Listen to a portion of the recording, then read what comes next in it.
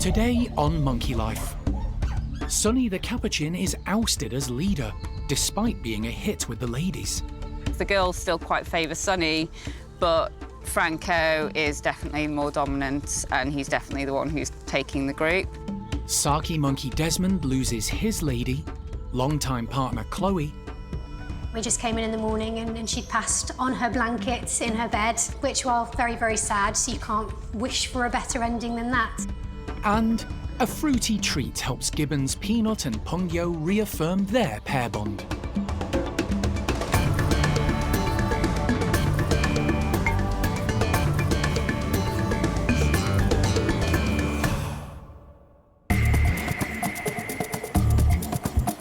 Monkey World in Dorset, buried deep in the English countryside, is the largest sanctuary of its kind on the planet. The team, led by Dr. Alison Cronin, rescue and rehabilitate abused and unwanted primates from all over the world. You just never know how it's going to work. The park provides a home for more than 260 primates from 24 different species.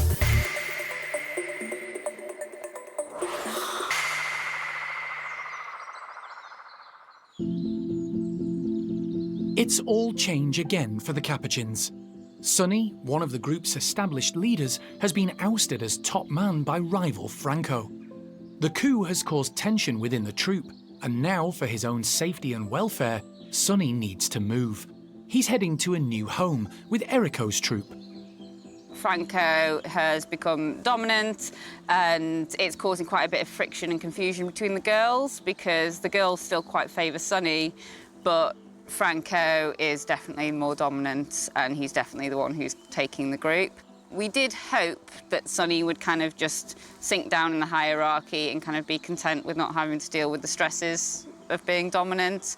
But unfortunately, because the girls kept wanting Sunny as their male, it just caused too much problems between him and Franco. So hopefully he'll be a little bit better off now that he doesn't have to worry so much about the social dynamics and keeping the group in check. But yeah, we're hoping that this will actually be a bit of a better spot for him. The move back to the Capuchin complex won't be a new experience for Sunny. Up until 7 months ago, when his group moved to the lodge, he'd lived there for the majority of his time at the park. Now he's on his way back. But at least the setup will be familiar, and he's already acquainted with some of the monkeys there. Good job. Have we got a blanket? Sheets of some kind to go over the top. The house has a handy removable travel crate built into the tunnel system. He's all in the crate and ready to go. Sarah's just crated him, so we do this training with them regularly, so they're quite used to popping into crates. Sunny is ready to go, and once the crate is fully secured... Good boy. Right, toes, toes, toes. It's a short journey to the Capuchin complex. Hi! Does this place look familiar? Sunny's released into a bedroom with a variety of tasty foods to keep him distracted and help him settle. His arrival piques a lot of interest. Sunny won't be on his own for long. Katie has a friend already lined up for company. So we've got Caesar separate already, just over on the other side of the bedroom. So we're going to go straight ahead and give Sunny a friend.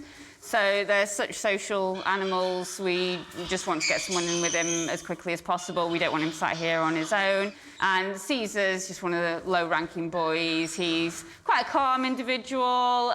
We're hoping that he'll be quite a nice, easy one to introduce Sunny to and that they'll get along easily. So, yeah, we'll see how it goes. Cool. Ready? Ready. Caesar is let into the bedroom next door. Who's that, Sunny? They won't be kept apart for long.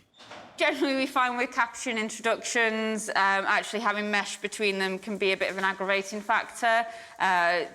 Capuchins quite often will shout at each other through the mesh. They're very conscious that they can't have full contact, so they'll just kind of take that opportunity to have a good shout and a scream. So we find that having mesh contact intros actually makes it a little bit more tense between them, so we tend to just open up as quickly as possible and just see how it goes. Ready?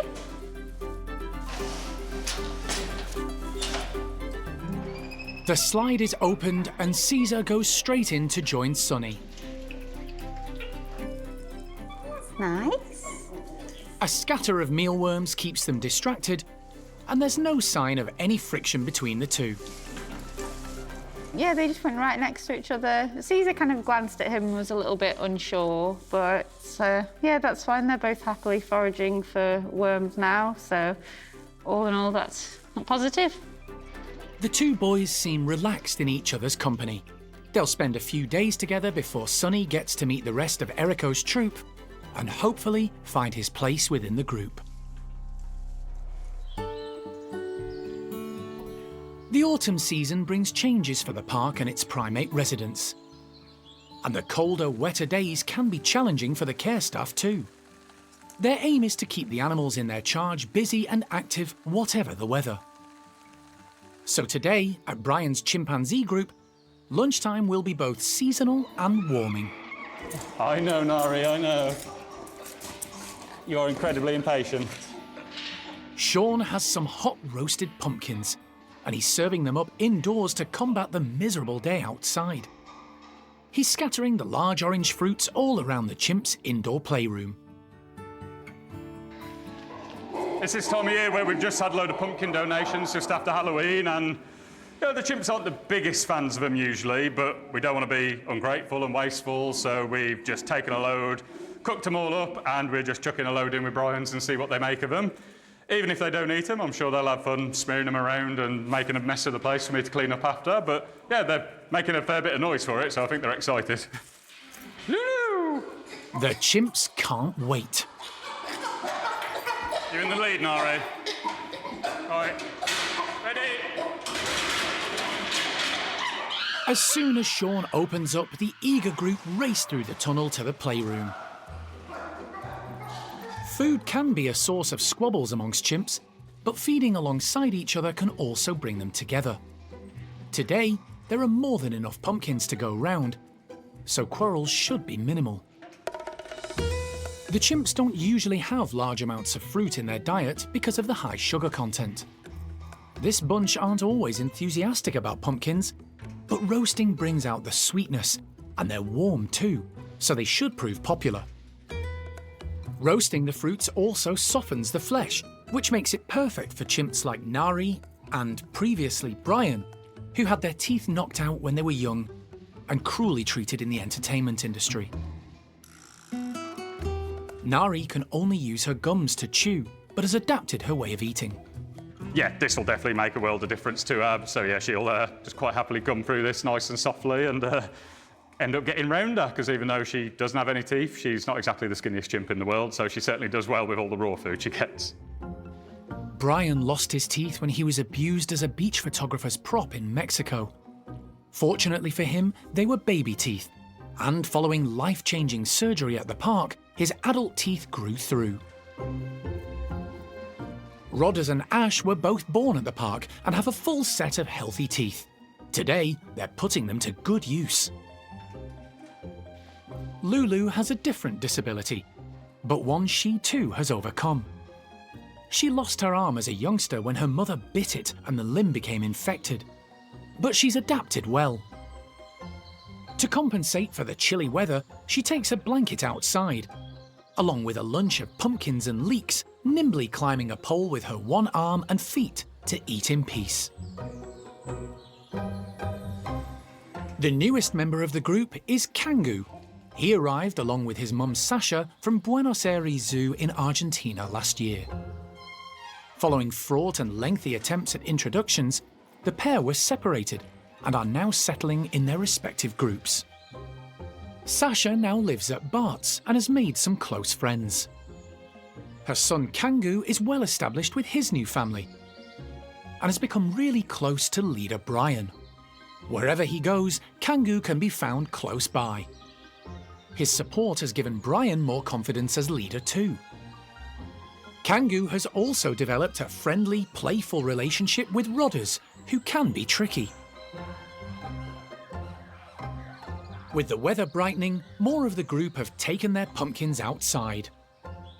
The roasted fruits have been a success, leaving them happy and satiated in the sunshine.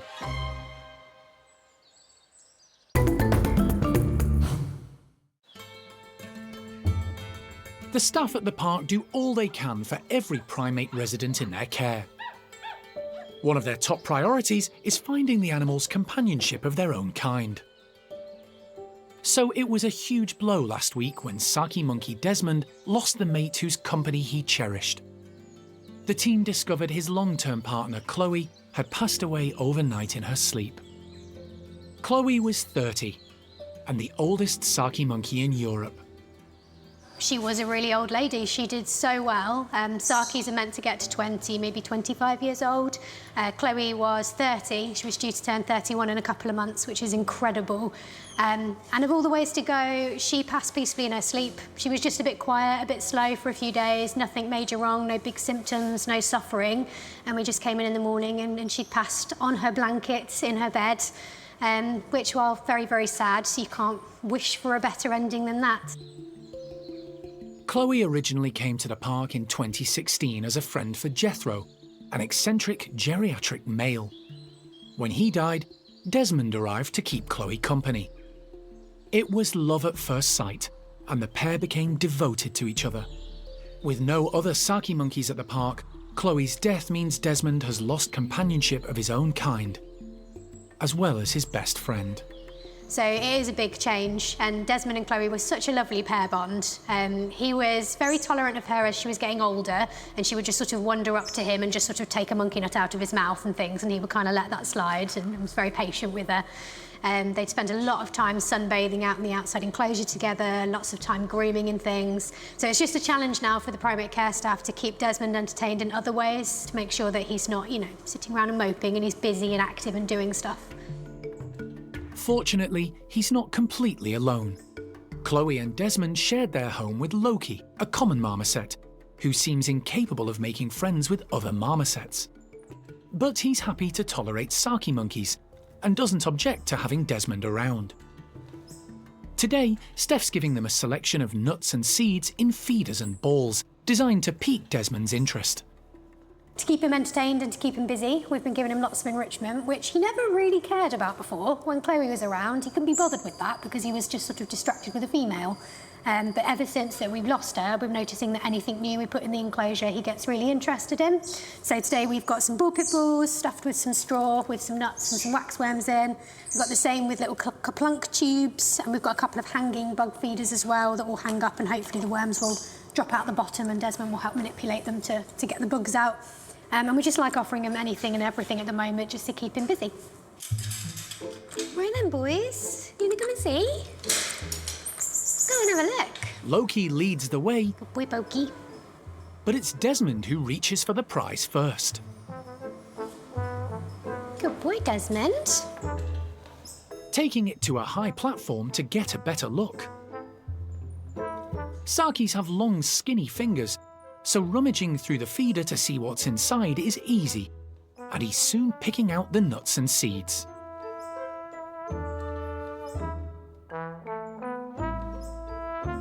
Loki takes a cursory look at one of the seed balls, but he spotted something much more to his liking in the other bedroom.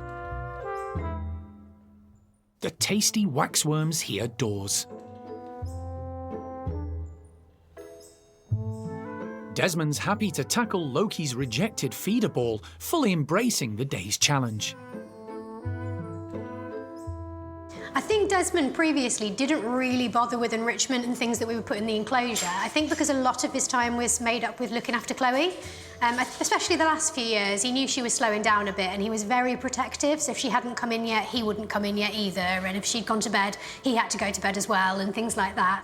So it's actually quite nice seeing him actually using his brain and engaging in things a little bit, because we're supposed to be able to challenge these. They're supposed to be intelligent primates. So it's nice to see them actually doing that. Desmond and Loki don't groom each other or interact much, but it's good for them both to have easygoing company. However, at 15 years old, Desmond is still young and needs the company of his own kind sometime in the future. We're hopeful that maybe we might be able to find him another companion. I think Alison's putting feelers out to see if that's a possibility, and it would be nice to bring another saki monkey in for company again. But for the meantime, we'll focus on keeping him busy and active, and at least he's got sort of Loki as a bit of company. One of the park's longest loved-up couples are golden-cheeked Gibbon pair Peanut and Pung Yo.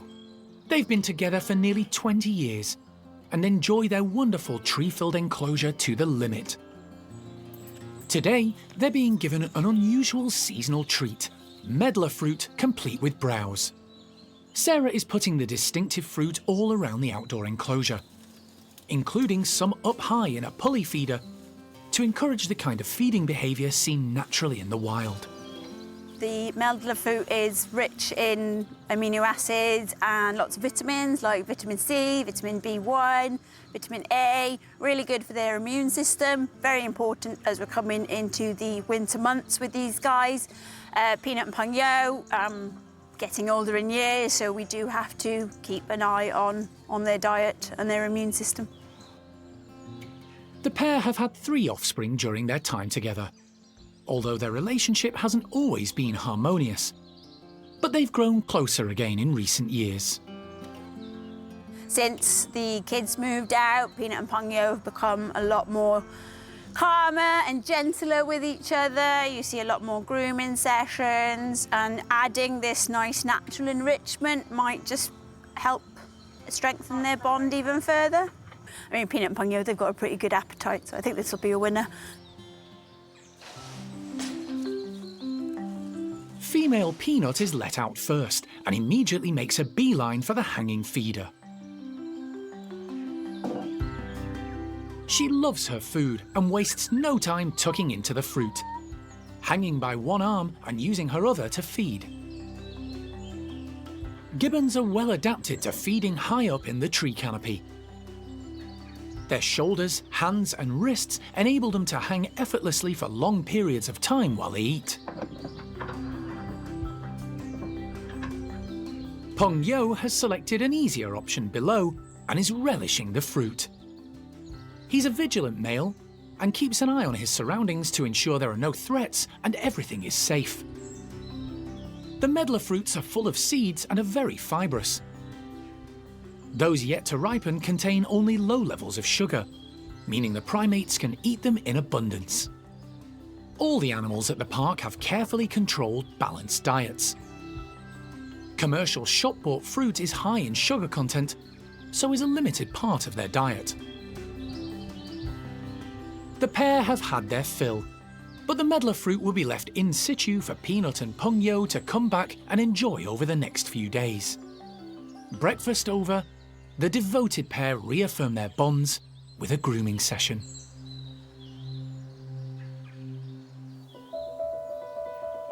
The colder weather at the park affects all the animals, but the smaller primates are often more susceptible to the chill than their larger counterparts. However, it's still important for the care staff to keep them active and occupied. Today, with the sun out, Steph is planning to help 3 of the park's squirrel monkeys make the most of the warmer temperatures. She's amassed a collection of different squashes, of various sizes and colour.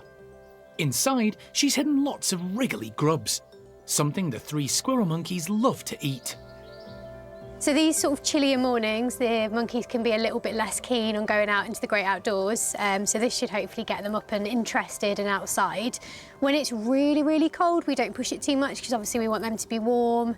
But daylight today, it's actually reasonably mild. So I'm hoping that we can get them up and active, because being active and being busy and investigating things in the outside enclosure is really good for them. It's important to replicate natural feeding behaviours. So Steph has strung up some of the squashes on branches and attached others to the hosing high off the ground. These guys spend their lifetimes in the treetops, so it's important for us to hang up the food high. We encourage them to sort of stretch and use their bodies, use their lovely long tails for balance as they sort of reach out and try and get the food. And that's just really important to get them physically active, using all of their bodies and using their brains.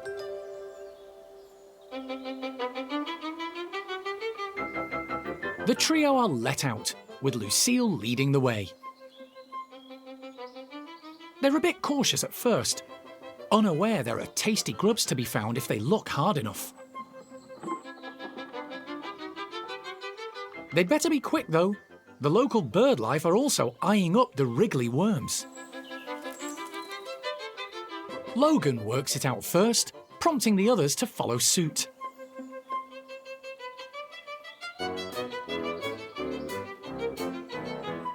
Sparking a feeding frenzy. They can't get enough of the tasty grubs. Some of the squashes are definitely easier to reach than others. Some can only be accessed by reaching down, others by reaching up, testing the squirrel monkey's agility. So squirrel monkeys have a high percentage of insects in their diet, but they're quite opportunistic, so they'll eat anything they come across, really. So fruits and nuts and seeds and anything like that. They'll also occasionally hunt very small animal prey as well, things like small rodents, small birds. They're basically little gannets, and they'll eat anything and everything. But the insects is definitely the #1 priority for the squirrels, is that's their favourite thing to eat. It helps to be an expert at tightrope walking to reach all the bounty. Logan is the heaviest of the three and has also lost part of his tail, which might affect him when using it as a counterbalance. Lopez also has a disadvantage. He lost an eye before coming to the park, so his depth perception isn't as good as his housemates. But he's adapted incredibly well and is thriving at the park. By displaying such natural behaviours, the 3 squirrel monkeys demonstrate they've come a long way from their arrival at the park 7 years ago.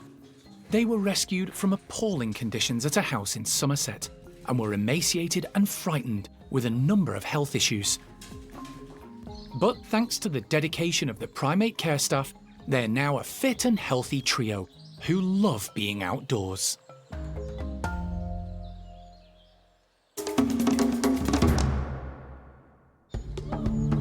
Next time on Monkey Life, serious concerns over the health of Sylvie, one of the park's last remaining stumpies. She's nice and steady. Oh no, shall we just get a lateral x-ray now? And we've got a lovely bunch of coconuts. Erico's capuchins compete for a tropical treat.